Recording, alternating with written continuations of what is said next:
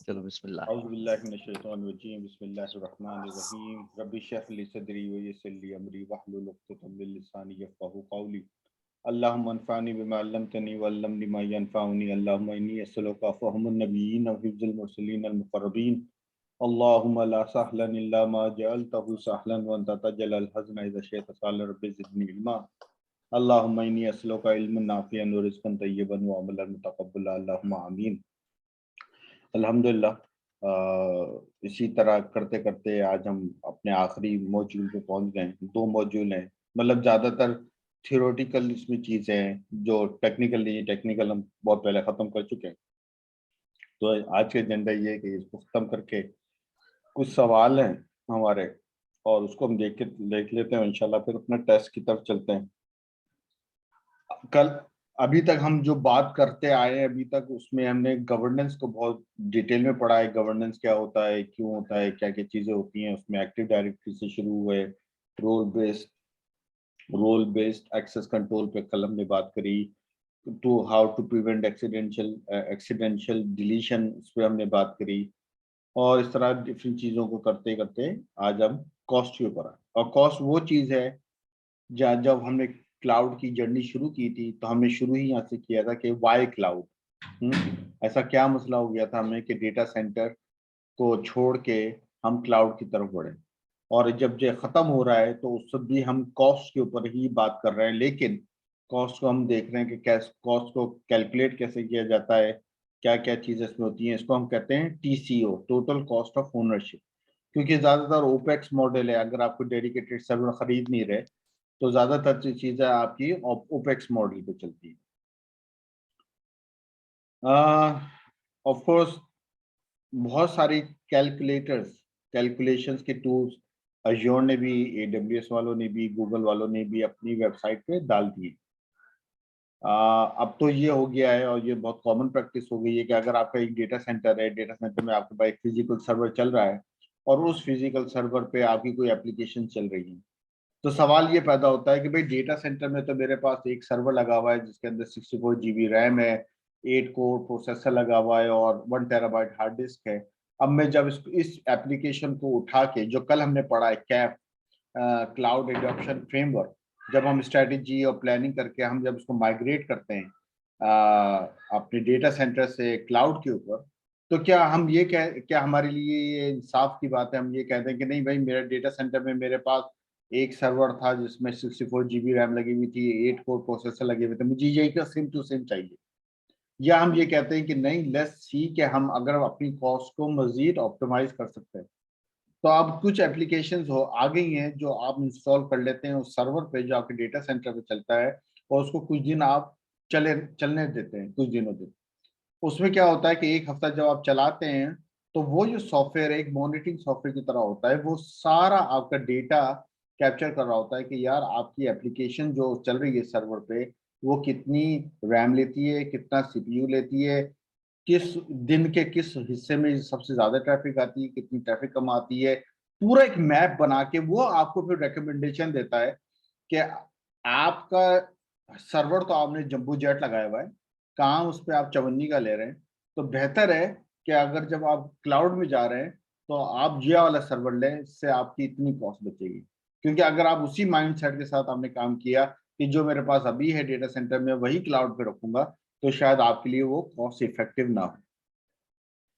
दूसरी चीज ये कि आपकी जब हम बात करते हैं ऑन प्रेम, जो डेटा सेंटर में जो कॉस्ट होती है, उनमें क्या क्या चीज होती है। हार्डवेयर होता है, नेटवर्किंग होता है, स्टोरेज होती है, लेबर होती है जो उसको कर रही होती है, कूलिंग होती है, इलेक्ट्रिसिटी होती है, डेटा सेंटर, ये सारी मिक्स क्वालिटी होती है। ठीक है, लेकिन आपकी जो क्लाउड पर है, क्लाउड पे आपके पास कंप्यूट है, आपके पास स्टोरेज है, और आपका अपना ओपेक्स है, जो आपकी जो लोग जो आपके ऑपरेट करते हैं, यही कॉस्ट है। ना डेटा सेंटर की आप कॉस्ट देते हैं, ना इलेक्ट्रिसिटी की आप कॉस्ट देते हैं, ना पावर कूलिंग की देते हैं, ना सिक्योरिटी की आप कोई कॉस्ट देते हैं। ये सारी कॉस्ट अभी खत्म हो गई है। अब यहाँ पे वो आपको बता रहा है कि आप अपना कैलकुलेटर कैसे बनाते हैं। मतलब कैलकुलेटर से मुराद ये है कि आपसे अगर ये कहा गया है शहजाद भाई से कि ये हमारा डेटा सेंटर है और इस डेटा सेंटर को हम क्लाउड पे लेके जाना चाहते हैं, तो ये तो तुम हमें बताओ कि हमें ये कैसे होगा ये सारा जर्नी, जो कल हमने 5 स्टेप्स पढ़े हैं कल क्लाउड एडॉप्शन फ्रेमवर्क में। लेकिन सबसे बड़ा सवाल ये किया जाता है कि how much will it cost me, मतलब ये क्या कीमत पड़ेगी। अभी तो मुझे पता है ये सर्वर मैंने खरीदे हुए हैं, 2 साल तक मैं 1 साल तक इन सर्वर पे चला सकता हूँ चीजें, लेकिन अब मैं क्लाउड पे लेके जा रहा हूँ तो मुझे कितना पैसा पड़ेगा। तो ये मैथमेटिक्स है। ये आपको कैसे पता चलता है, डिपेंड करता है आप कौन सा सर्वर ले रहे हैं, कौन सा डेटाबेस ले रहे हैं, कौन सा स्टोरेज ले रहे हैं, कौन सी नेटवर्किंग ले रहे हैं। ठीक है। और ये सारी आप अजम्पशन रखे, आपको एक रिपोर्ट आ जाती है कि भाई अगर ये सर्वर आप डेटा सेंटर पे चलाएंगे तो आपको 1 लाख रुपए खर्च आएगा, और अगर यही चीज आप क्लाउड में चलाएंगे तो फॉर एग्जाम्पल 40,000 आएगा। मतलब रफ एंड टेक, हर हर जरूरी नहीं कि हर दफा चीप हो। दूसरी चीज में एक बात यहाँ पे करना चाहता हूँ कि हमने एक साइकिल देखा है कि दुनिया डेटा सेंटर से मूव होके क्लाउड पे गई है, लेकिन अब एक कुछ ट्रेंड ऐसे हैं हमारे पास कि लोग जो क्लाउड से वापस डेटा सेंटर में आ रहे हैं। वो उनमें से बड़ी एग्जांपल किसकी है, फेसबुक, नेटफ्लिक्स, एक और कंपनी है बहुत बड़ी, वो 3। क्यों? क्योंकि जितना वर्कलोड फेसबुक, नेटफ्लिक्स और ये जो थर्ड कंपनी है, मैं उसकी केस स्टडी पढ़ रहा था, उनको क्लाउड पे ये चीज चलाना डबल दुगना पड़ता है। तो इसलिए इन लोगों के लिए, क्योंकि इनके पास इतनी मैसिव ट्रैफिक आ रही है, उनके पास इतना कंप्यूट इनको चाहिए कि इनके लिए सस्ता ये है कि ये खुद सर्वर लेके खुद चलाएं। ऑफ कोर्स ऐसी बड़ी यानी नेटफ्लिक्स या फेसबुक जैसी बड़ी कंपनी, इतना वर्कलोड सबके लिए नहीं होता। तो हम लोगों के लिए या हमारी ऑर्गेनाइजेशन के लिए हमें वारे खाता है कि हम क्लाउड पे चले जाएं। लेकिन ऐसे एग्जाम्पल्स हैं जहां पे जो क्लाउड से वापस डेटा सेंटर्स में आ गए हैं बिकॉज ऑफ कॉस्ट। अब यहाँ पे वो एक एक्सरसाइज बता रहा है, मतलब अगेन आप हमारे लिए थ्योरेटिकल है ये, कि आप करेंगे कि जैसे टेलविंड जो ट्रेडर्स है वो 50 वर्चुअल मशीन चलाना चाहता है। उसके पास जो विंडोज सर्वर के हाइपरवाइजर्स हैं, दूसरे में उसके पास लिनक्स के हैं, उनके पास जो स्टोरेज नेटवर्क है वो 60 टेराबाइट है, बैंडविड्थ उनको 15 टेराबाइट बैंडविड्थ चाहिए। तो क्या कॉस्ट पड़ेगी? ये कैलकुलेटर उनकी वेबसाइट पे दिया हुआ है अजियो की। आप जाएं, आप अपनी जैसे बास्केट शॉपिंग लिस्ट बनाते हैं, आप डालें उस तरह कि मुझे ये चाहिए, ये चाहिए, ये चाहिए, इतना मेरे पास रहेगा, और आपको एंड में जाके वो आपको $1 वैल्यू दे देता है। यानी रफ एस्टिमेट में आ जाता है कि भाई आपको ये, जैसे यहाँ पे आ गया है कुछ $15 मिलियन, अगर आपको ये वो होगा, सॉरी सेविंग होगी, ये आपको पड़ रहा है। तो ये कह रहे हैं कि इस स्पेक की ऑन प्राइम मिलता $23 मिलियन पड़ता आपको खर्चा। यही चीज आप जब अजोर पे डालते हैं तो 7 मिलियन आपका वो आएगा, और आपकी बचत जो है 15 मिलियन है, मतलब 3 साल के ऊपर। तो ये उनका एक एक एक एस्टिमेट है। कहने के यहाँ पे मसला, यहाँ पे जो मेन चीज है कि अजोर कैलकुलेटर, टीसीओ कैलकुलेटर इनकी वेबसाइट पर है, फ्री टू यूज है। कोई भी जो भी यूज करना चाहता है जाके देख ले, तो आपको क्विक एस्टिमेट आ जाता है कि मेरे पास क्या है। ओके, अजोर सर्विसेज,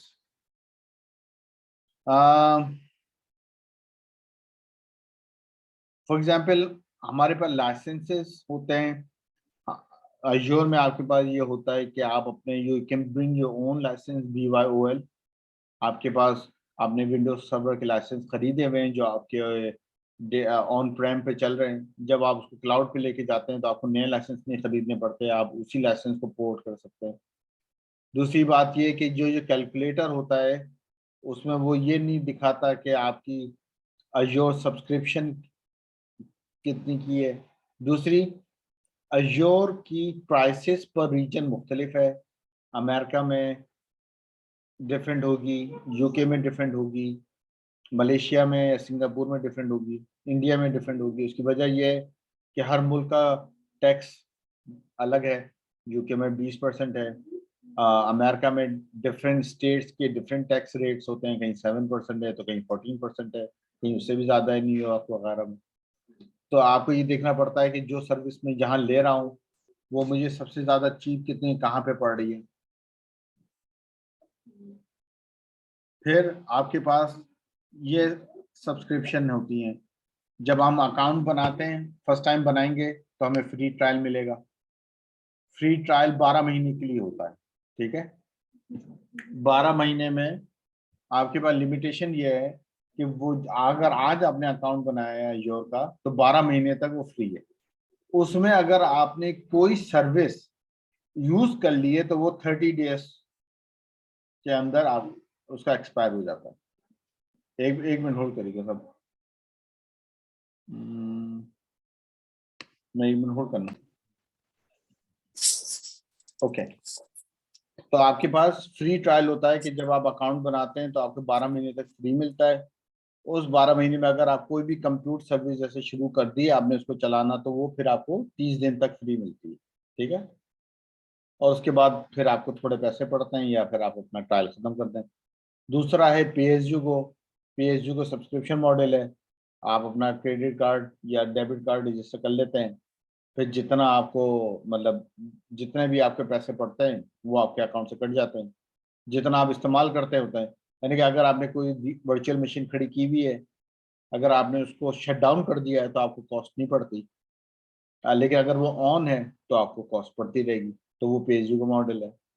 दूसरी है कि मेंबर्स ऑफर होती है, जिसमें आपको ऑफ कोर्स बड़े क्रेडिट्स मिलते हैं जैसे एंटरप्राइज लेवल के, ठीक है। और दूसरी कि आपको कुछ सब्सक्रिप्शन होती है विजुअल स्टूडियो वगैरह की। लेकिन मतलब ये तीन, फ्री ट्रायल, पे एज यू गो और मेंबर्स ऑफर होता है। आप ये परचेज कैसे करते हैं योर सर्विसेज? या तो आप एंटरप्राइज एग्रीमेंट साइन करते हैं, यानी कि डायरेक्ट माइक्रोसॉफ्ट के साथ। उसमें आप जैसे बड़ी कंपनी जो है जब जो माइक्रोसॉफ्ट के साथ बात करती हैं तो कहती हैं कि भाई हमारा हम आपसे ही करना चाहते हैं, 3 साल 5 साल का आपके साथ एग्रीमेंट करना चाहते हैं और हम हमारी प्रोजेक्टेड है कि हम आपके साथ इतना इन्वेस्ट करेंगे, ठीक है। जो आप उनको बताते हैं उसके ऊपर वो आपको बताते हैं कि हम आपको इतना डिस्काउंट दे सकते हैं या नहीं, मतलब जैसे एक एंटरप्राइज एग्रीमेंट होता है। दूसरा होता है कि आप ऑनलाइन जाते हैं, ऑनलाइन जाके आप अकाउंट बनाते हैं, यूज करना शुरू कर देते हैं, जितना यूज करते हैं उतना पैसा दे देते हैं, खत्म हो गई। वो डायरेक्टली फ्रॉम वेब है, जो मैं और आप हम सब करते हैं। तीसरा होता है कि किसी थर्ड पार्टी के थ्रू, जैसे कल हमने पढ़ा वहाँ पे चाइना में 21 वाई नेट है, उसके थ्रू आप या किसी थर्ड पार्टी ब्रोकर है लंदन में कोई जो कि कहता है कि भाई मेरे पास, अगर आप, मैं ब्रोकर हूँ, आपको क्लाउड चाहिए, AWS भी मेरे पास है, अजोर भी मेरे पास है, GCP भी मेरे पास है, गूगल का भी है, क्योंकि मैंने चीज़ें बल्क में ली हुई हैं तो मैं आपको फर्दर डिस्काउंट दे सकता हूँ। तो मतलब एक वो तरीका भी है। कॉस्ट किन चीज़ों पे आप पे इम्पैक्ट करती है कि आपका कौन सा रिसोर्स है, पे जाहिर बात है कौन सी वर्चुअल मशीन है, आप उसको कितना इस्तेमाल करते हैं, यूजर्स मीटर क्या है। अगर 24/7 चलेगा तो ज़्यादा बिल आएगा, अगर आप उसको शट डाउन कर देंगे तो कम बिल आएगा, ठीक है।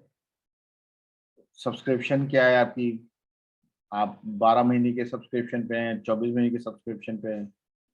आप मार्केट प्लेस से कोई चीज़ डाउनलोड करते हैं, लोकेशन मैंने आपको पहले ही बता दिया है, हर जगह की अलग अलग कॉस्ट आती है।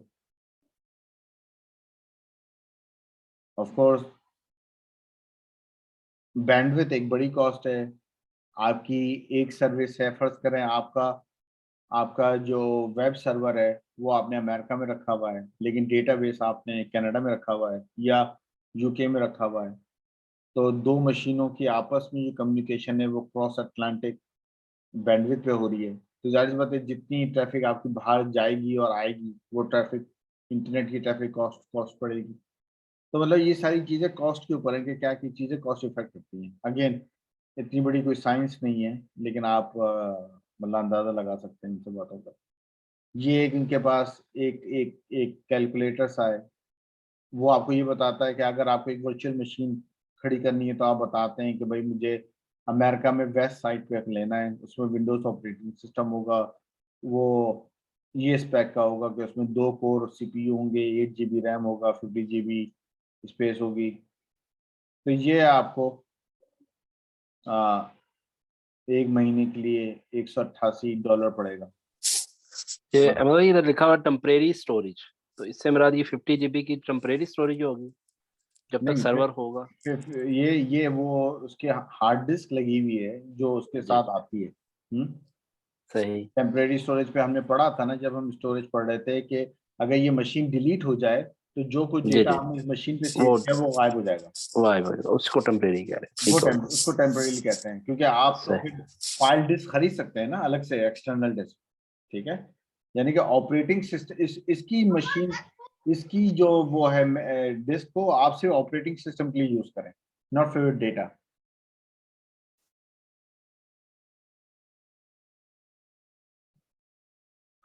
बाकी फिर तो वही एक एक्सरसाइज उन्होंने दी है, उसमें कोई खास नहीं है। वो बता रहा है कि आप करें, जो हमारा ये हमारा है नहीं। सिर्फ इसमें वो ये बता रहा है कि आपको एक एक ऐसा आर्किटेक्चर बनाना है जिसमें एक एप्लीकेशन गेटवे हो, उसमें 2 मशीनें हों, वो 2 मशीनें एक डेटाबेस से बात करनी हो, तो कौन सी डेटाबेस लग रही है या जो एसक्यूएल लग रही है, तो इसकी प्राइस क्या आएगी। तो आप प्राइसिंग कैलकुलेटर पे गए, आपने ये सारी चीज़ें डाली कि मुझे वर्चुअल मशीन ये वाली चाहिए, ये वाली सेटिंग चाहिए, एट द एंड वो आपको बता देगा कि ये आपकी कॉस्ट है, ये आपकी सेविंग। मतलब तो इतनी खास, मतलब इन चीज़ में नहीं, घुमा घुमा के एक ही बात कर रहे हैं अबाउट योर कॉस्ट। हमने एक चीज़ पढ़ी थी, Azure advisors. Azure advisors basically monitoring tool की तरह होता है, जो आपको ये बताता है कि आपकी करंट हालात कैसे चल रहे हैं। वो आपको ये बताता है, जैसे यहाँ पे आपको नीचे आ रहा है कि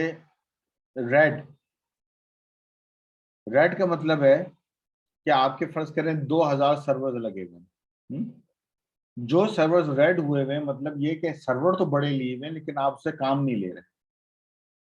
अगर आप ऐसे सर्वर्स को बंद कर दें या राइट साइज कर दें तो आप सालाना 82,000 एस्टिमेशन पे बचा लेंगे। ये वो सर्विसेज हैं ये जो आपको एक रिकमेंडेशन दे रही है, जैसे डैशबोर्ड है जो आपको कह रही है कि आपकी, क्योंकि जो सर्वर्स आपने लिए हुए हैं वो इतने पावरफुल हैं लेकिन काम आप छोटा ले रहे हैं, तो अगर आप उन सर्वर्स को या तो बंद कर दें या छोटे साइज का ले लें अपनी जरूरत के मुताबिक, तो आप कॉस्ट बचा सकते हैं। ये अज़ूर एडवाइजर सर्विसेज है। ये आपको, आप इसको लेना चाहते हैं लें, नहीं लेना चाहते फ्री ऑफ कॉस्ट है। यानी जैसे मॉनिटरिंग है, जैसे सेंटिनल है, इसी तरह ये एडवाइजरी सर्विसेज है, ये आपको सही बताता है। बाकी ये है कि आप मजीद जाके अपनी वो डिटेल देख सकते हैं कि मैं किस मशीन पे कितने पैसे दे रहा हूँ। जो कल हमने पढ़ा था टैगिंग, टैग्स जब आप करते हैं चीज़ों को तो आप पता कर सकते हैं कि कौन सी रिसोर्स कहाँ की है और मुझे कितनी कॉस्ट पड़ रही है। दूसरी चीज़ ये है कि पे एज यू गो मॉडल जो होता है वो होता है कि मैंने माइक्रोसॉफ्ट से कोई कमिटमेंट नहीं करी, मैंने उनसे कहा है कि मुझे एक सर्वर दे दें, उस सर्वर पे जैसे ही मुझे, मतलब मैं जितना इस्तेमाल करता हूँ मैं उसको उतना पे करता हूँ। लेकिन अगर मैं बल्क में खरीद लूँ और मैं फ्यूचर पॉइंट ऑफ व्यू से खरीद लूँ, जैसे मैं कहूँ कि जैसे हम रिजर्व इंस्टेंसेस कहते हैं, यानी कि मैं उनसे कहूँ कि भाई मुझे थोक में आप 1,000 सर्वर्स दे दें 3 साल के लिए या 2 साल के लिए, तो वो वही सर्वर जिसको आप $10 में ले रहे होते हैं वही सर्वर आपको $2 में मिल रहा होता है। लेकिन उसकी शर्त ये होती है कि वो आपको 3 साल के लिए, अब आपने उसकी कॉस्ट दे दी, अब आप उसको इस्तेमाल करें या ना करें उससे फर्क नहीं पड़ता। तो वो एप्लीकेशन जो आपको पता होता है आपकी कंपनी में चलनी है, उसके लिए हम हमेशा रिजर्व इंस्टेंसेस यूज करते हैं। रिजर्व इंस्टेंसेस एक अलग कहानी है जो इंशाल्लाह आगे आगे उसमें आएगी कि हम किन किन एप्लीकेशन में रिजर्व इंस्टेंसेस को चूज करते हैं और किस में नहीं करते। लेकिन बहरहाल ये भी एक तरीका है कॉस्ट को सेव करने का, और AWS में भी ऐसा ही है, तो मतलब वो नहीं है। तो मतलब ये जो हम लोग जैसे आप कभी कह रहे हैं कि शट डाउन कर लेते हैं, जो हम VM लेते हैं उसको हम बंद कर देते हैं, कॉस्ट सेविंग कर लेते हैं, तो जितने भी, जैसे हम लोग आज 100 VM पे काम कर रहे हैं, ठीक है, कल हम 50 कर लेते हैं, लेट्स सपोज वीक बाद 50 कर लेते हैं, तो वो जो उनकी जो स्टोरेज होगी तो वो हम उनकी हार्ड डिस्क पे नहीं रखते हैं, यही आपका मतलब है ना? वो हम जो वहीं पे फाइल स्टोरेज है वो हमने बाय की होगी, ये जी सारी की सारी स्टोरेज वहां पे जा रही है। यस ठीक है, उनकी सिर्फ वीएम पे सिर्फ और सिर्फ हमारी जो पड़ी हुई है हार्ड डिस्क जो यूज कर रहे हैं उस पर हमारी सिर्फ विंडो पड़ी हुई है, ये ऑपरेटिंग बिल्कुल सिस्टम पड़ा हुआ बिल्कुल, और है, इसी एप्लीकेशन। एप्लीकेशन पड़ी हुई है। सही है, सही सही, ठीक, देखिए हम डेटा सेव नहीं कर रहे होते उसमें। सही हो गया। जैसे वो यहाँ पे ये बता रहा है कि आपके उल्टे हाथ पे एक वर्चुअल मशीन है जो D4V4 है, ठीक है। अगर आप उसको D2 पे ले आए तो आप 50% अपनी कॉस्ट बचा लेंगे, ठीक है। तो मतलब कहने का मकसद ये है, जो क्लाउड का एक जो बड़ा जो मुश्किल चीज है ना, क्योंकि खाता खुला हुआ है, आ, बंदे जो चाहे कर सकते हैं, जितना बड़ा सर्वर खरीदना चाहें कर लेते हैं, क्योंकि उनको कोई ऑर्डर तो देना नहीं। तो इसलिए आपकी कॉस्ट शूट ना कर जाए, आपको काफी गवर्नेंस पॉलिसीज बनानी पड़ती हैं, जो कल हमने पढ़ी कि जैसे आपने एक पॉलिसी बना दी है कि भाई मेरे इन्वायरमेंट में कोई भी सर्वर 16 GB से ऊपर लगना नहीं चाहिए, या 8 कोर या 4 कोर सीपीयू से ऊपर लगना नहीं चाहिए। अगर किसी को लगाना है तो फिर उसको परमिशन लेनी पड़ेगी, यानी कि उसको किसी को बताना पड़ेगा कि यार मैं वो काम करने जा रहा हूँ जो जनरली अलाउड नहीं है। तो मतलब ये वो पॉलिसीज हैं कि ऐसा ना हो अगर सब सब आजाद हो जाएं, अगर 100 डेवलपर काम कर रहे हैं और सबके सब अपनी मशीनें खड़ी करना शुरू कर दें अपनी मर्जी के लिहाज से, तो आपकी कॉस्ट तो कहाँ पहुंच जाएगी, ठीक है। दूसरी चीज हमने देखा था क्या कि आप सब्सक्रिप्शन लिमिट लगा सकते हैं, अगर आप नहीं चाहते कि आपकी कॉस्ट अनएक्सपेक्टेडली ग्रो कर जाए, तो आप उस पर एक कॉस्ट लगा दें कि जैसे ही वो थ्रेशोल्ड पे पहुंचेगा वो काट देगा, फिर आपको एटलीस्ट आपको पता है कि क्या हुआ, ठीक है। क्लाउड वाले हमेशा ही कहते हैं कि आपको IaaS महंगा पड़ता है पैस से, क्योंकि पैस में सर्वर की कॉस्ट आपकी नहीं होती, आपको आपकी एप्लीकेशन होती है, जितनी एप्लीकेशन यूज होगी उतने उतने आप पैसे देते हैं, जब एप्लीकेशन यूज नहीं हो रही होती तो आप पैसे नहीं दे रहे होते। ऑफ कोर्स हमने ये पढ़ा था कि सर्वरलेस और पैस और फंक्शंस में क्या फर्क है,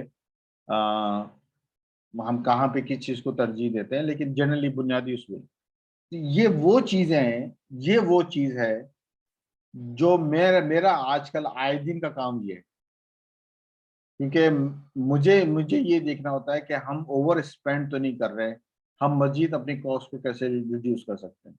तो अभी तक जितना हमने पढ़ा है वो है कि टेक्निकली चीजों को कैसे खड़ा करो, कौन सी चीज कहाँ पे आएगी, लेकिन ये है कॉस्ट। एक कॉस्ट हम बात करते हैं शुरू में जब हम बिजनेस केस बना रहे होते हैं, और बाद में जब चीजें खड़ी हो जाती हैं तो आप कहती हैं कि उसको ऑप्टिमाइज कैसे करना है। फिर लाइसेंसिंग की बात आ गई, लाइसेंसिंग मैंने आपको बता दिया है क्या आप अपनी लाइसेंसेस ला सकते हैं। नॉलेज चेक देखा, उनको पता था कि आज नवेद भाई आए, 4 सवाल आए। जी भाई, वैसे मुझे भी पता था कि आज 4 सवाल आने हैं, तो मैं आज चला जाता हूँ।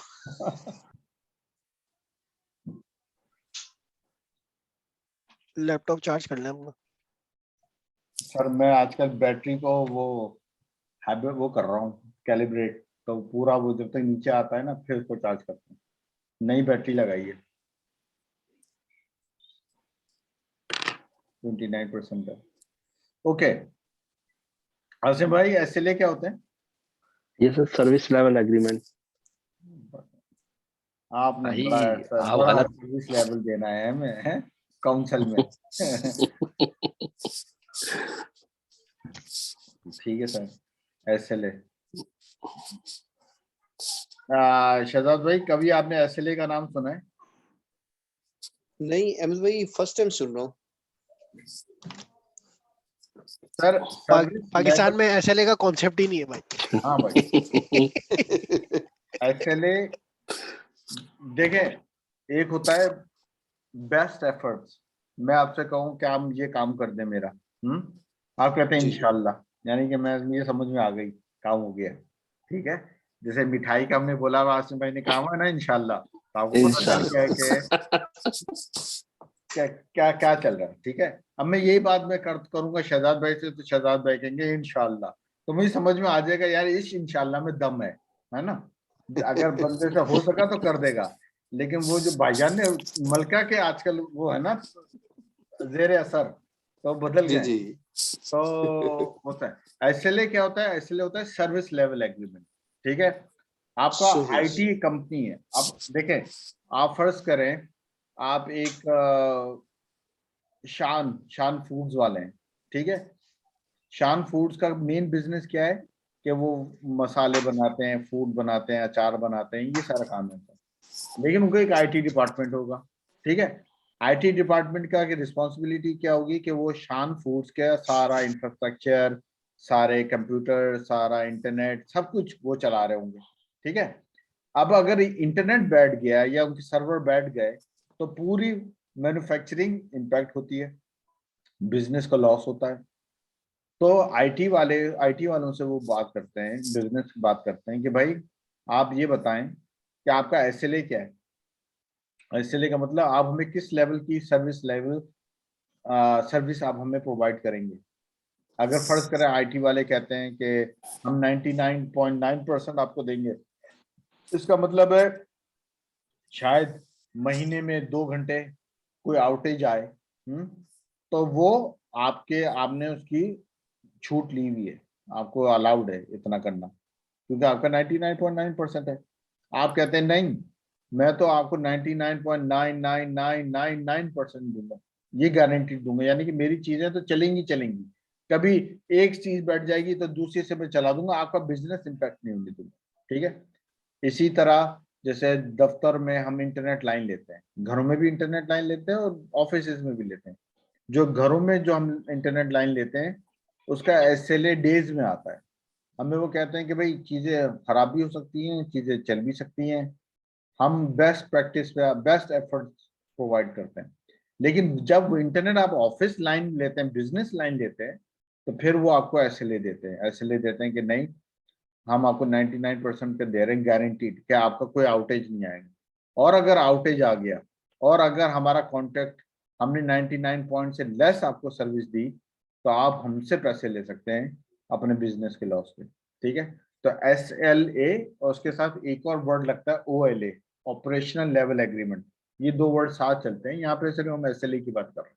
हम यहाँ पे एसएलए की बात क्यों कर रहे हैं, एसएलए की बात कर रहे हैं कि कल आपका पास डेटा सेंटर था, डेटा सेंटर में सिक्योरिटी प्रोवाइड करना डेटा सेंटर का काम था, ठीक है। वहां पे इलेक्ट्रिसिटी भी देना वो भी डेटा सेंटर का काम था। उस इलेक्ट्रिसिटी को देने के लिए पावर लाइन आ रही है, तो क्या क्या उन्होंने, आसिम भाई को सारा पता है अलिफ से लेके ये तक कि वो क्या क्या पावर सिस्टम लगाते हैं, कौन कौन से जनरेटर लगाते हैं, कौन कौन से पीडीयू लगाते हैं उस पावर को बैकअप देने के लिए, ठीक है।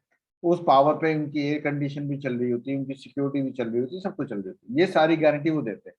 उसके ऊपर फिर आपको वो इंटरनेट की लाइन भी देते हैं। जब वो आपको दे देते हैं तो उसके ऊपर आप अपना सर्वर खड़ा करते हैं, ठीक है। तो ये सारी तीन चीजें हैं, पावर, सिक्योरिटी और इंटरनेट, आपको डेटा सेंटर वालों ने दिया, सर्वर्स आपके थे तो आपने अपने कस्टमर्स को एसएलए दिया उसकी बुनियाद पर। लेकिन अब हम क्लाउड पे चले गए, क्लाउड में हर चीज की गारंटी अब अज्योर दे रहा है, माइक्रोसॉफ्ट दे रहा है। तो माइक्रोसॉफ्ट की कुछ सर्विसेज ऐसी हैं जो ग्लोबल है, हमने पढ़ा है, कुछ सर्विस ऐसी हैं जो रीजनल है, कुछ सर्विस ऐसी हैं जो खाली डेटा सेंटर पे काम करती हैं। तो हर सर्विस का एसएलए अलग है। कुछ सर्विसेज ऐसी होती हैं जैसे फॉर एग्जांपल यहाँ पे वो देते हैं 99.9, किसी का वो देते हैं 99.99%, सो एंड सो फोर्थ। तो ये है एसएलए कि वो आपको क्या दे रहे हैं कि आप फिक्र मत करें। मैंने आपको ये शुरू में क्लास में बताया था कि ऐसी माइक्रोसॉफ्ट हर सर्विस को पेयर करता है, यानी कि उसका एक मिरर कॉपी बनाता है। वो कहता है अगर आप हमसे सिंगापुर में, आप सिंगापुर डेटा सेंटर में अगर आप कोई चीजें लगाएंगे तो हम सिंगापुर का पूरा रेप्लिकेट कर देंगे जापान और उधर हांगकांग में, कि अगर पूरा सिंगापुर चला गया तो हम आपको पूरा यानी कि पूरी उन्होंने रिडंडेंसी आपकी बना के दे दी आपको, और वो भी फ्री ऑफ कॉस्ट, ये नहीं कि उसके वो चार्ज कर रहे हैं। इससे कह रहे हैं, इससे वो लोग कहते हैं पेड रीजन, मतलब इतनी बड़ी मैंने AWS के अंदर नहीं देखी, मैंने गूगल के अंदर नहीं देखी कि उन्होंने कहा अगर आप एक चीज कहीं पे करते हैं तो हम खाली उस चीज की कॉपी नहीं बल्कि उस पूरे डेटा सेंटर की कॉपी बना के आपको दे देते हैं। एक बात है। अब सवाल ये आता है कि फॉर एग्जाम्पल अगर कोई आपसे कहे, और इसको याद करने की जरूरत नहीं है लेकिन एक जहन में रखने की जरूरत है कि अगर कोई आपसे कहता है कि मैं आपको 99% का SLA दे रहा हूँ, इसका मतलब है कि 1.68 hour 1.7 hours a week down time आ सकता है। मतलब वो साइट बंद हो सकती है, पावर आउटेज हो सकता है मंथ के अंदर 7 घंटे। अगर आपको आपका सर्विस प्रोवाइडर आपको 99 की सर्विस दे रहा है तो यानी कि महीने में 7 घंटे की लोड शेडिंग हो सकती है, दूसरे अल्फाजों में समझ लें, या साल में 3 दिन 3.5 दिन। ठीक है। अब आपको देखना है कि यार मेरा बिजनेस जो है क्या वो अफोर्ड कर सकता है कि वो एक महीने में 7 घंटा बंद हो जाए किसी वक्त भी, जरूरी नहीं रात के वक्त, किसी दिन भी। आप कहते हैं शायद हो सकता है, मुझे कोई मसला नहीं है, मैं मैनुअल ऑर्डर ले लूंगा, मैं ये कर लूंगा वो कर लूंगा। लेकिन क्या आपको लगता है ये बात कि बैंक्स या फाइनेंशियल इंस्टीट्यूट वो 7 घंटा महीने के अफोर्ड कर सकते हैं क्योंकि मिलियंस कस्टमर्स ट्रांजेक्शन हो रही हैं, वो ना हो क्योंकि आपका 99 SLA नहीं। उनके लिए आपको आप देते हैं 99.999, क्योंकि 99.999 में आपको महीने की 26 सेकंड की आउटेज मिलती है खाली। यानी कि अगर माइक्रोसॉफ्ट ने 30 सेकंड आउटेज दे दी तो माइक्रोसॉफ्ट को पैसे देने पड़ते हैं उस बिजनेस को, क्योंकि उन्होंने अपना कॉन्ट्रैक्ट पूरा नहीं किया। तो 99 पॉइंट का मतलब है कि 6 सेकंड हफ्ते के, 26 सेकंड महीने के, और 5.25 मिनट साल का। यानी कि पूरे साल में 5.25 मिनट से ज्यादा अगर आउटेज हुई तो माइक्रोसॉफ्ट ने SLA मीट नहीं किया और वो उसका लायबल है उसको पैसे देने के लिए। तो ये चीज मैटर करती है। बहुत दफा आप ये लोग पढ़ेंगे कि ये सर्विस है, इस सर्विस का SLA 99 है, 99.99 है या 95 है, सो एंड सो फोर्थ। ठीक है। सर्विस क्रेडिट यही है।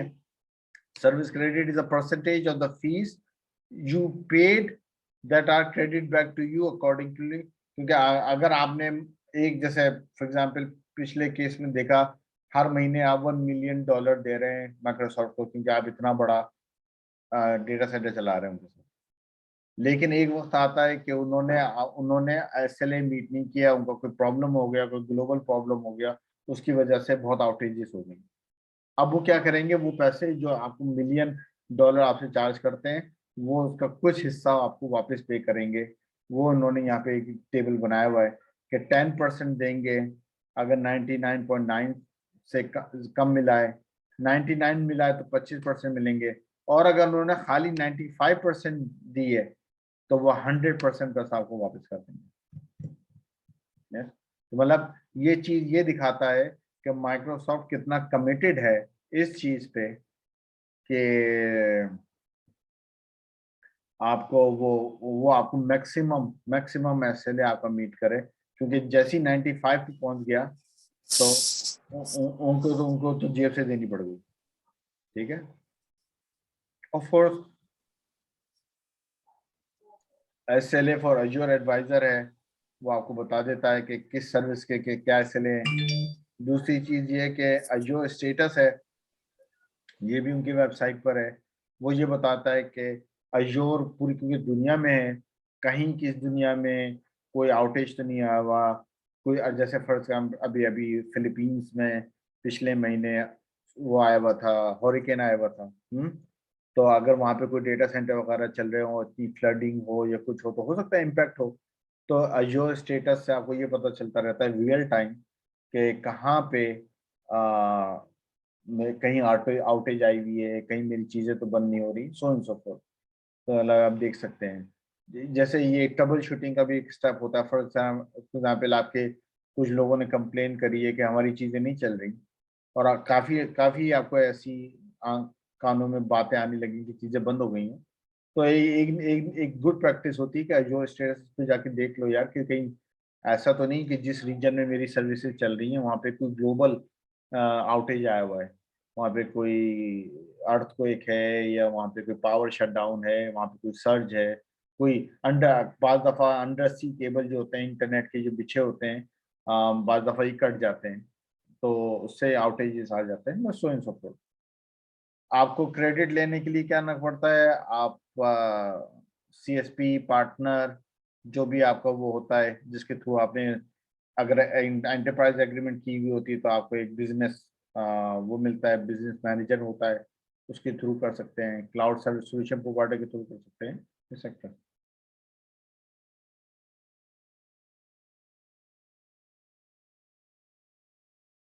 अब यहाँ पे वो कह रहा है कि आप अपनी एप्लीकेशन है, आप अपनी आप आसिम भाई की एक वेबसाइट है कंपनी की, वो बनाने जा रहे हैं, तो वो उनसे सवाल ये पूछेगा कि भाई आप क्या SLA देंगे। अब SLA का मतलब ये है कि वो बताएं, ये कैलकुलेट करके बताएं कि SLA किस चीज पे डिपेंडेंट है। जैसे आप जहन में सोचें कि अगर आपका एक राउटर लगा हुआ है, एक स्विच लगा हुआ है और एक एक सर्वर लगा हुआ है, तीन चीजें लगी हुई हैं, लेकिन तीनों चीजें एक दूसरे से जुड़ी हुई हैं। अगर राउटर बंद हो गया तो रिगार्डलेस आपका सर्वर चल रहा है, आपका स्विच चल रहा है, आपका पूरा पूरा सेटअप बैठ जाएगा। इसी तरह अगर आपका एक स्विच बैठ गया, राउटर चलता रहा, आपका एप्लीकेशन सर्वर चलता रहा, फिर भी आपका सब बैठ जाएगा। तो जब आप SLA डिफाइन कर रहे होते हैं तो आप ये देखते हैं कि मेरा आर्किटेक्चर किस तरह का है, क्या मैंने मतलब 2 इंटरनेट की लाइन ली हुई है, मैंने रिडंडेंसी बनाई हुई है, मैंने हायर अवेलेबिलिटी पे काम किया हुआ है या नहीं, मतलब मेरा मेरा आर्किटेक्चर किस तरह है, और सर आप कैलकुलेट करते हैं कि मेरा SLA क्या होगा। दूसरा, मेरा बिजनेस इम्पैक्ट क्या है, मतलब ये मेरी जो सर्विस है बहुत क्रिटिकल है या इतनी लेस क्रिटिकल है। जैसे मैंने कहा बैंक के लिए, बैंक बहुत ज्यादा क्रिटिकल होते हैं। फर्ज करें एक टायर की कंपनी है जिसके हफ्ते में 10 ऑर्डर आते हैं, अगर वो 5-10 मिनट के लिए बंद भी हो जाए तो इतनी बड़ी बात नहीं है, वो ईमेल कर देंगे। आपका बिजनेस के ऊपर डिपेंड करता है कि आपका नेचर ऑफ बिजनेस क्या है, उसके लिहाज से आप SLA बनाते हैं अपना।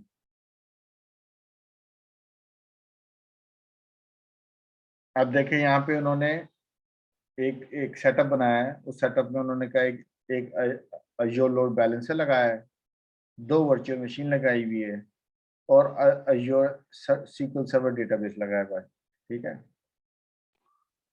अब सर ये इन्होंने जो कहा है, लोड बैलेंसर क्या होता है, sorry? Sir load balancer actually हमने अभी तक पढ़ा नहीं है। लोड बैलेंसर हमने CCNA, CCNP और अभी तक कोर्स नहीं पढ़ा। एक्चुअली किसी दिन मैं आपको बताऊंगा कि लोड बैलेंसर करते क्या है, क्योंकि लोड बैलेंसर बहुत ज्यादा इंपॉर्टेंट कॉन्सेप्ट है। जैसे लोड बैलेंसर का काम ये होता है कि देखें, आपको पता है कि फायरवॉल है, फायरवॉल पे नेटिंग होती है, करेक्ट? जी आपकी जी रिक्वेस्ट आती है और उसके पीछे एक सर्वर लगा होता है। तो फायरवॉल जी करती क्या है कि उसके नेट पैट को चेंज करके, IP को चेंज करके उसकी रिक्वेस्ट भेज देती है पीछे वाले सर्वर के ऊपर, DMZ जोन पे, जैसा आपका काम हो रहा होता है। ठीक है, देखो जी जी अब सवाल यहाँ पे ये है कि अगर आपके पास एक वेबसाइट 2 सर्वर पे चल रही है, एक ही वेबसाइट 2 सर्वर पर है, ठीक है, सही सही ताकि एक ही सर्वर पे लोड ना आए, नेक्स्ट की 10 वेबसाइट लगी हुई है पीछे फायरवॉल। सही आप फायरवॉल को ये देखें कि फायरवॉल जो है वो स्टेटफुल है, ठीक है। फायरवॉल को ये जी देखना पड़ता है कि यार पहली रिक्वेस्ट आसिम के घर से आई थी, तो मैंने उसको फायरवॉल पे लेके उसको सर्वर 1 पे भेज दिया, ठीक है। जी अब जी शहजाद भाई ने पाकिस्तान से किया, ये नया सॉकेट सेशन है, मैं पहले पे नहीं भेजूंगी, इसको दूसरे पे भेजूंगी, ठीक है। मुझे अपने लोड बैलेंस करना है ताकि मेरे सारे सर्वर और ऑप्टिमम कैपेसिटी पे चले, ठीक है। सही थ्रू अब DNS होता है ना ये? क्या? थ्रू DNS होता है ना? नहीं नहीं, मैं कह रहा हूँ लोड बैलेंसिंग कहाँ करते लो, हो ये छोड़ो, हाँ। लेकिन सवाल ये है कि यहाँ पे फायरवॉल कर रही है, ये काम फायरवॉल कर रही है कि वो खाली नेटिंग नहीं कर रही बल्कि रिसोर्स मैनेजमेंट भी कर रही है। जैसे आपने कहा, जैसे कतारें लाइनें लगती है ना, तुम यहाँ जी चले जाओ, तुम यहाँ चले जाओ, तुम यहाँ चले जाओ, तुम यहाँ चले जाओ, है ना, इस तरह आप चलाते सही हैं ताकि हर लाइन में इक्वल नंबर बंदे लगे, सारी लाइन एक ही, सारे बंदे एक ही लाइन में ना लगा दें आप, ठीक है। सही सही ये है लोड बैलेंसर। अच्छा, सही लोड बैलेंसर जो है ना, लेयर 3, लेयर 4 और लेयर 7, ठीक है। लेयर 2, लेयर 3 और लेयर 7। अब लेयर 7 जो है ना वो एप्लीकेशन कहते हैं लेवल लोड बैलेंसर, ठीक है। जी तो वो सबसे बड़ी आई है, ठीक है। और लोड बैलेंसर बहुत ही ज्यादा क्वेश्चन आते हैं एडवांस लेवल पे, ठीक है। सही क्योंकि वर्चुअल सही मशीनें वगैरह तो ये तो चीजें मैनेज हो जाती हैं, लोड बैलेंसर एक्चुअली बड़ी चीज है, ठीक है। लेकिन आज सही अभी तक हम इस पे आए नहीं है। लेकिन अभी तक आप लोड बैलेंसर को यूं समझ लें, एक वो डिवाइस जो कि आपकी रिक्वेस्ट को मैनेज करता है, मैनेज और करती है, लोड बैलेंस करता है बिल्कुल। बस बैलेंस कर रहा है, ठीक है। सही लेकिन ऑफकोर्स सही ये सिर्फ इतना सा मैंने आपको बताया, इसके नीचे पूरी कायनात पड़ी हुई है इसको समझने के लिए, सही ठीक है।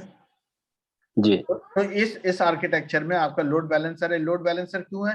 क्योंकि आपके उल्टे हाथ से आपकी सारी रिक्वेस्ट आ रही है, ठीक है ना। जो वेबसाइट, जो ट्रैफिक आ रही है बाहर से, वो बाहर से लोड बैलेंसर पे आती है। लोड बैलेंसर उसको दो वर्चुअल मशीन में भेजता है, पहले इसको भेजेगा, फिर नीचे को भेजेगा, फिर ऊपर भेजेगा, फिर मतलब राउंड रॉबिन फैशन में चला रहा है, ठीक है। और वो दोनों मशीनें डेटाबेस से बात कर रही हैं। अब देखें यहाँ पे वर्चुअल मशीन्स का SLA क्या है? 99.9, ये माइक्रोसॉफ्ट ने आपको दिया है, ठीक है। अज़्योर SQL डेटाबेस का क्या है? 99.99। अज़्योर लोड बैलेंसर का SLA क्या है? 99.99। टोटल जब आपने इन तीनों को एक इक्वेशन में रखा तो आपकी जो नेट SLA निकलेगा वो होगा 99.78। ये बात आपको समझ में आती है? हाँ जी आती है, बिल्कुल आती बिल्कुल। है। क्योंकि क्योंकि जो क्या कहते हैं, वर्चुअल मशीन दो लगी हुई है ना, तो एक अगर खराब भी हो जाएगी तो इसलिए SLA उसका कम है। नहीं नहीं नहीं नहीं, यहाँ पे एक ये नहीं, दो बातें हो रही हैं यहाँ पे। वर्चुअल मशीन की इटसेल्फ SLA जो है माइक्रोसॉफ्ट को देता है 99.9, सही ठीक है। जी जी वर्चुअल मशीन्स की, भले एक हो या हजार हो, मैटर नहीं करता। सही सही उसकी SLA क्या देता है? 99.9, ठीक है। सही 99.9 का मतलब होता है कि हफ्ते में 5 मिनट या 7 मिनट का आउटेज आ जाता है, सही आ सकता है, और आप उस पर कंप्लेन नहीं कर सकते, ठीक है। सही लेकिन डेटाबेस और लोड बैलेंसर का SLA माइक्रोसॉफ्ट आपको ज्यादा देता है। ओके अब यहाँ पे क्योंकि दो मशीनें लगाई हुई थी, इसलिए आपने 99.9 और 99.9 दो दफा मल्टीप्लाई किया, सही ठीक है। सही 99.99 आपने किया डेटाबेस, डेटाबेस और और नीचे उसका 99.99 किया लोड आपने balance load load balance. Balance तो ये सही परसेंटेजेस में है ना, तो 0.99 टाइम्स 0.999 नेट आपका क्या निकला? 99.78। 9.78 इस आर्किटेक्चर में, ये आर्किटेक्चर अगर आप माइक्रोसॉफ्ट से लेंगे तो माइक्रोसॉफ्ट आपको क्या देगा? 99.78% SLA, ठीक है। क्या, मेरा सवाल आपसे ये, क्या आप में से कोई भी इससे ज्यादा अपने बिजनेस को ऑफर कर सकता है?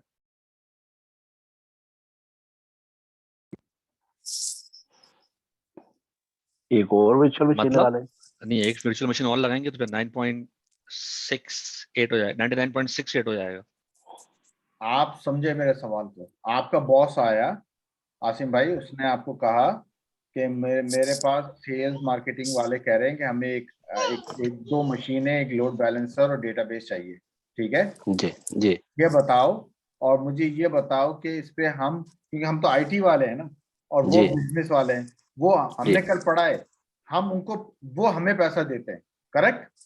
जी बिजनेस आपको पैसा देता है चार्ज बैक, कल हमने पढ़ी ये जी बात, करेक्ट। बिल्कुल और जी जी आप पैसा किसको देते हैं? माइक्रोसॉफ्ट वाले को, ठीक है। माइक्रोसॉफ्ट तो जी सेल्स एंड मार्केटिंग वाले कोई प्रोजेक्ट कर रहे हैं जिसके लिए उनको ये चार चीजें चाहिए, ठीक है। जी आपका बॉस जी आपसे पूछता है कि यार ये बताओ हम क्या SLA इस बिजनेस वाले को दे सकते हैं, ठीक है। सही आपने जी कैलकुलेट किया कि माइक्रोसॉफ्ट वाले आपको क्या दे रहे हैं, तो माइक्रोसॉफ्ट वाले आपको ये आपको माइक्रोसॉफ्ट दे रहा है, ठीक है। बिल्कुल क्या जी आप इससे ज्यादा बेच सकते हैं आगे? क्या? नहीं नहीं, नहीं क्योंकि आपका उससे ज्यादा हम सप्लायर कह ही नहीं आपको ये दे रहा है, सकते। दे रहा है बिल्कुल बिल्कुल ठीक है। नहीं कर सकते जी तो मैं अगर आपकी जगह हूँ, या मतलब मुझसे अगर मेरा बॉस पूछेगा, मैं कहूंगा कि भाई 99.78 तो हमें मिल रही है, ठीक है, आप देख to be on the safe side आप 99.5 जाके अपने बिजनेस को बोलें, बोले, बिल्कुल ऐसा ही, कम ही बोलेंगे थोड़ा कम बोले ना, ताकि जी। अगर कोई जब देखे ना, अब ये खैर ये बहुत डिफरेंट टॉपिक हो जाएगा, मैं इस पे नहीं आना चाह रहा हूँ। आपके क्लाउड में कोई मसला आता है, जी 3 कैरेक्टर्स हैं यहाँ पे, 3 कैरेक्टर्स हैं। कौन? एक बंदा जो कंप्लेन कर रहा है, आप जो प्रॉब्लम को सॉल्व कर रहे हैं, और एक जी माइक्रोसॉफ्ट जो इस देखो चीज को ओन करता है, ठीक है। ऑन करता है जी। एक प्रॉब्लम शुरू हुई रात 12 बजे, आपको पता चला 12:10-15 पे, आपने अपनी डायग्नोसिस करी, आपको पता चला ये हुआ, वो हुआ, वो हुआ, ये हुआ, आपने कटाकटी निकाल के रात 2 बजे चीजों को चला दी दोबारा, ठीक है। जी चीजें जी चल गई, सुबह मीटिंग को कॉल होती है, वो जो बंदा बैठा हुआ है जो आपको पैसे भी देता है, वो तपा हुआ है कि कल हम रात 12 बजे एक प्रॉब्लम आती है और 2:15 प्रॉब्लम सॉल्व हुई है, ठीक है। किसकी जी फॉल्ट है? या तो आपकी फॉल्ट है या माइक्रोसॉफ्ट की फॉल्ट है। आप समझे इस बात को। आप बिल्कुल अपने आप को डिफेंड करेंगे, आप बोलेंगे नहीं नहीं मुझे तो 12:10 पे चला, फिर मैंने ये टेस्ट किया, ये डायग्नोस किया, ये डायग्नोस किया, फिर मुझे पता चला नहीं मैं तो गलत जगह पे देख रहा था, प्रॉब्लम ये थी, ठीक है। अब वो जो टाइम जो आपने उसका लगाया है अपने इजाफी टेस्ट करने में, वो किसके खाते में जाएंगे? माइक्रोसॉफ्ट वाले तो नहीं कहेंगे आपको कि ये आप हमारे खाते में डाल दें। समझ आ रही है आपको? तो सही जब बात भी हम बिजनेस को जो हमें ऐसे मिल रहा होता है ना, हम उससे कम ही आगे देते हैं, ताकि कम हमारे याद पास थोड़ा टाइम आ जाए डायग्नोसिस करने का। सही समझ यस। ठीक हो जी जी बिल्कुल